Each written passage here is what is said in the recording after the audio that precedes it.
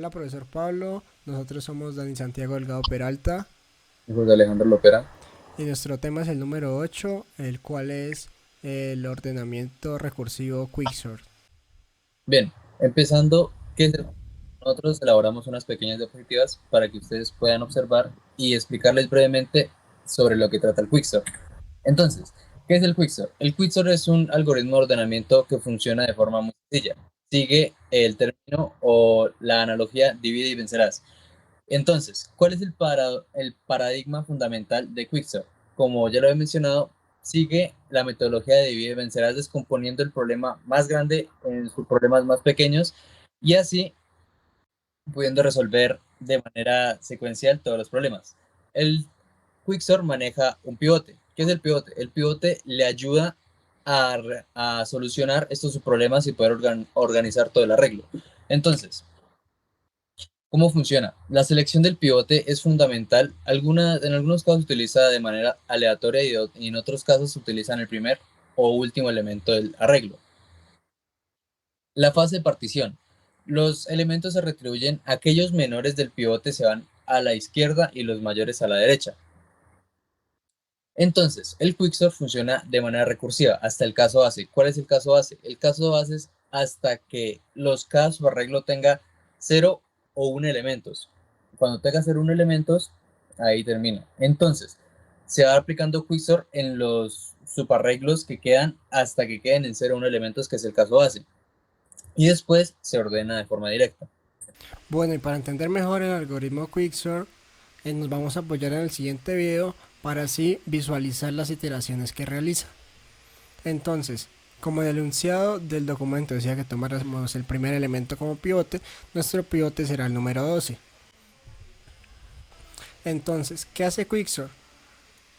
Pone los mayores a nuestro pivote a la derecha y los menores a la izquierda y aplica lo que se llama recursividad. Entonces, hace recursividad a la izquierda y recursividad a la derecha. Primero a la izquierda, entonces, del subgrupo de la izquierda, eh, toma el primer elemento como pivote y vuelve a hacer lo mismo. Los mayores a su derecha y los menores a su izquierda. Como el menor solo es uno, entonces ahí ya llega el caso base.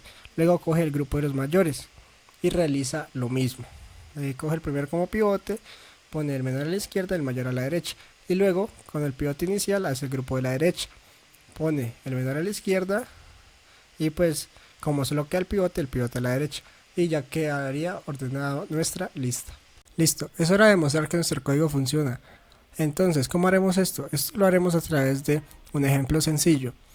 Un ejemplo en el que la persona ingresa en una lista un número n de elementos de la lista y luego agrega el valor de cada elemento. Entonces a esta lista que el usuario la llena se le aplicaría Quicksort. Entonces en la clase Quicksort, ¿qué hacemos? Aplicamos un Quicksort sencillo donde pues se toma el primer elemento como pivote, se coge los menores y se los pone a la izquierda y pues los mayores se los deja a la derecha quietos y vuelve a hacer Quicksort recursivamente para aplicarse el grupo a la izquierda, así hasta llegar a un caso base donde quede solo un elemento y significaría que ya quedaría ordenado. Entonces vamos a ver que funcione. Eh, Ejecutamos el código, nos pide un número de elementos, pongámosle 5. Entonces ingresamos los valores de cada elemento para así llenar nuestra lista y ya nos mandaría la lista ordenada a través de Quicksort. Esa es la forma general de cómo funciona nuestro algoritmo. Más adelante vamos a hacer con dos ejemplos específicos para mostrar cómo en un caso X o en un caso Y podríamos aplicar Quicksort en nuestra vida. Bueno, vamos a pasar a ver el quicksort de manera más interactiva y con una lista de enteros. Entonces aquí estamos viendo que en la lista agregamos el 4, el 5, el 10, el 9 y el 2, ¿cierto? Entonces vamos a pasar ya a lo que es el quicksort en sí, lo que es el algoritmo del quicksort, el cual lo dimos en las siguientes partes. El intercambio, que simplemente intercambia dos elementos de la lista entre sí, ya lo hemos visto antes, al cual intercambio le llega a la lista, la posición, que las funciones que van a intercambiar, que en este caso va a ser i y j, el temporal que es necesario pues, para cambiar, algo de toda la vida. También utilizamos un devolver pivote, que como siempre es el inicio, pues simplemente le llega el inicio y siempre va a volver el primer elemento de cada arreglo y de cada arreglo. Esta es la parte donde se ejecuta todo el quicksort en sí, por así decirlo, al cual vamos a dejar de último.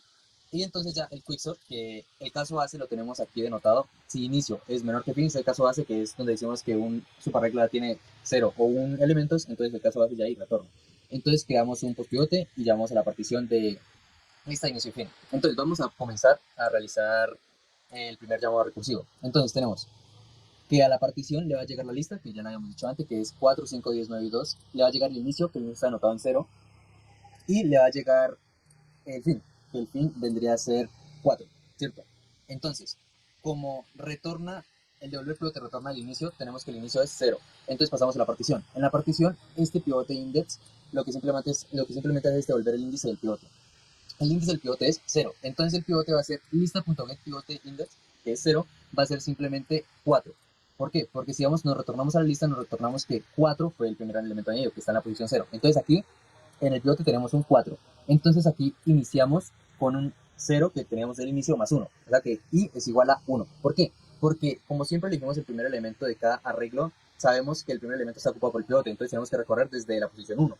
Y ahí recorrer hasta llegar al final. Entonces tenemos que esto j menor que fin va a recorrer hasta el final, o sea que va a ser menor que 4, y va a recorrer todo. Entonces, las primeras interacciones van a ser simplemente comparar 4 con 5, 4 con 10, 4 con 9 y 4 con 2. La única interacción que va a entrar en este intercambio va a ser la de 4 con 2. ¿Por qué? Porque esta punto B va a ser 2 menor o igual que 4. Sí, entonces entra y el i aumenta, que es el iterador, aumenta a 2. Perdón, sí, aumenta a 2. Entonces va a intercambiar la posición de 5, que es el que le está llegando aquí, y el 2.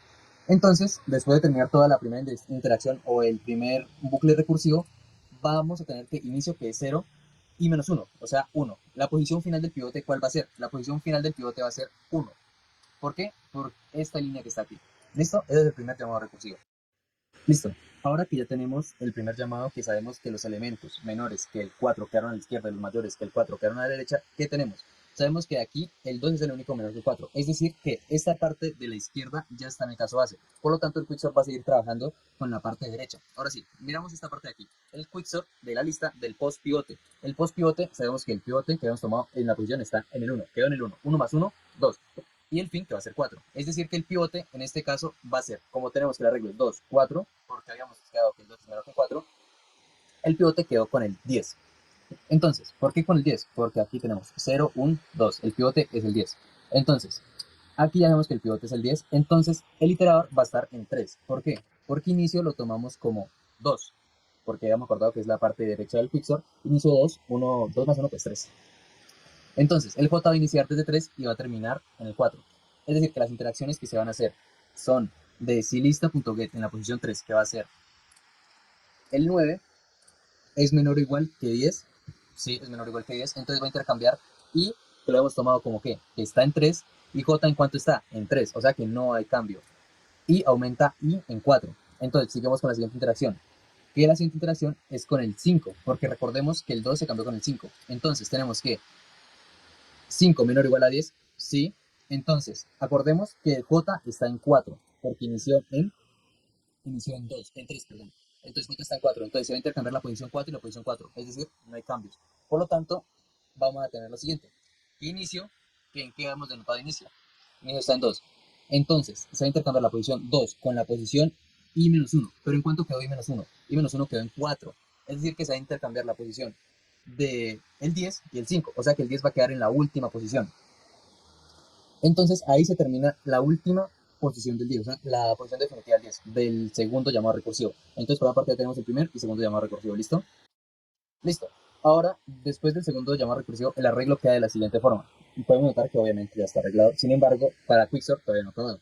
Ahora, ¿cómo intercambiamos el 5 con el 10, tenemos el pivote del 10. A la izquierda menores, a la derecha mayores. Es decir, que a la derecha ya está en el caso base. O sea que vamos a tomar estos dos, a la izquierda. Ahora bien, este está en el caso base. El lado derecho está en el caso base. Ahora, el lado izquierdo. El lado izquierdo le llega a un inicio, que sigue siendo 2. Y un postpivote. El postpivote es la posición del pivote anterior. El pivote anterior queda en la última posición. O sea, en la posición 4. 4 menos 1, 3. Es decir, que tenemos un quicksort de lista del inicio 2 y de 3. Nos retomamos a partición. Entonces ya sabemos que el pivote va a ser igual a 5. ¿Por qué? Porque tomamos el primer elemento de cómo quedó el arreglo. De este subarreglo aquí, primer elemento 5. O sea, que ya lo había tomado. Entonces, ¿y en cuánto quedó? Y quedó en 2, inicio 2, recuerden que tenemos el inicio 2 más 1, 3.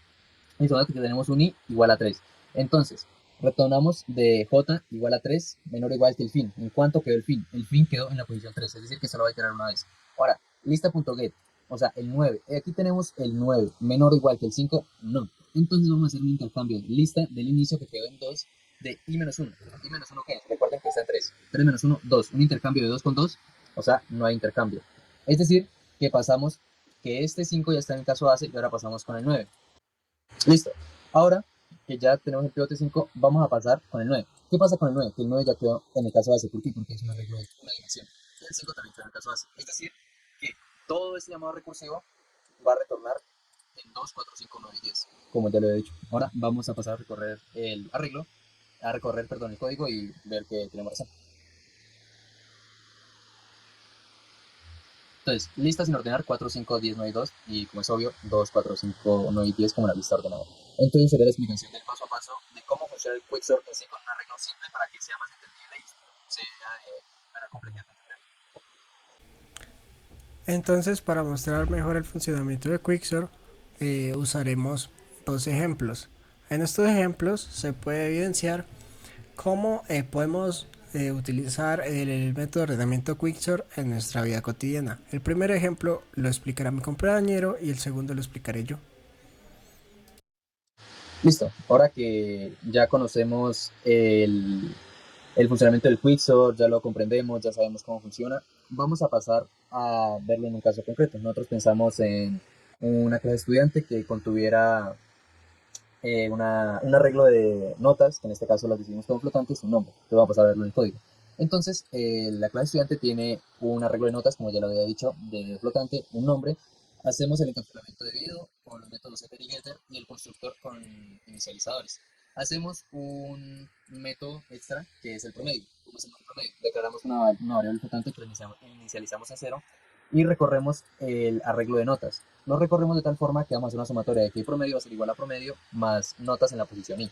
Este es el iterador que va a ir recorriendo todas las notas de vida. Y retornamos este mismo promedio que se quedó guardado después de hacer el ciclo y lo dividimos entre la cantidad de notas que vamos a guardar para hacerlo de una forma dinámica y no tengamos un número estático.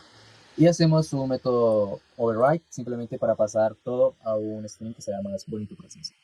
Entonces pasamos al quicksort. Entonces, en el Quicksort ya cambian pocas cosas porque ya no vamos a manejar enteros, sino que manejamos objetos de tipo estudiante. Entonces, en el anterior teníamos que es int temporal, ahora va a ser estudiante temporal y tomamos el primer elemento. Cuando vamos a hacer el intercambio, tomamos el primer elemento, el elemento en la posición i que nos va a llegar, el elemento en la posición j e intercambiamos, como ya lo habíamos visto antes. Devolvemos el inicio, el pivote, que vamos a ver en este caso el índice del pivote, y aquí en la partición, como ya lo habíamos explicado, vamos a tomar en este caso el primer estudiante añadido a la lista, que va a ser María. O sea, María va a ser comparada, va a ser tomada como un pivote y va a ser comparada con Luisa, con Díaz, con José, con Luis y con Héctor. Entonces, después de eso, van a quedar los promedios menores a la izquierda y los mayores a la derecha. Y con esto, tomamos el pulso, como ya lo hemos explicado antes, y vamos a ver si efectivamente funciona y recorre todo. Entonces, vamos a ver. Entonces, tenemos una lista sin ordenar que tiene a María con promedio de 4.1. Este va a ser el pivote en la primera interacción. Y va a ser comparada con Luisa, con Díaz, con José, con Luis y con Héctor. Después de hacer todo el quicksort y recorrerlo de manera efectiva, queda con la lista ordenada por promedio. Con Héctor de primero, Luis, José, Díaz, María y Luisa. Y todo de manera ascendente. ¿Listo? Entonces, como segundo ejemplo, tenemos el ordenamiento de productos dependiendo de su precio de menor a mayor. Entonces, tenemos nuestro menú principal, el ejemplo 2 con productos, llama la función ejemplo productos, pero antes de eso debemos declarar que el constructor de la clase producto y los getters de esta clase que conllevan un nombre y un precio. Luego pasamos al quicksort de productos, que qué es lo que hace, ordena los valores de cada elemento de menor a mayor. Como siempre, usamos nuestro pivote que sea el primer elemento, y como ya sabemos desde antes, eh, los valores menores al pivote a la izquierda y los mayores a la derecha, además de de aplicar recursividad en los subgrupos, el de la izquierda y la derecha, hasta llegar a un caso base donde ahí ya acabaría nuestro Quicksort. Entonces, para tener una mejor idea de cómo está funcionando Quicksort en esta implementación, ejecutamos el código, nos aparece un menú principal, elegimos el ejemplo 2 porque el 1 ya lo explicó mi compañero. Nos pide ingresar la cantidad de productos, podemos decir que 4. Nos pide el nombre poner producto, ponemos por ejemplo arroz y ponemos su valor. Lo mismo con el segundo producto, ponemos su valor. El tercer producto, ponemos su valor. Y el cuarto producto con su respectivo valor. Y ya al momento de aplicar Quicksort, ¿qué es lo que hace? Nos lo ordena de menor a mayor, como se ve claramente en el código. Eso sería todo por la parte de los ejemplos de aplicación de Quicksort. Bueno, profesor, esperamos que el término de Quicksort, los ejemplos, cómo funciona, cómo es la recursividad, en este caso ya quedó lo suficientemente clara y esperamos que le haya gustado.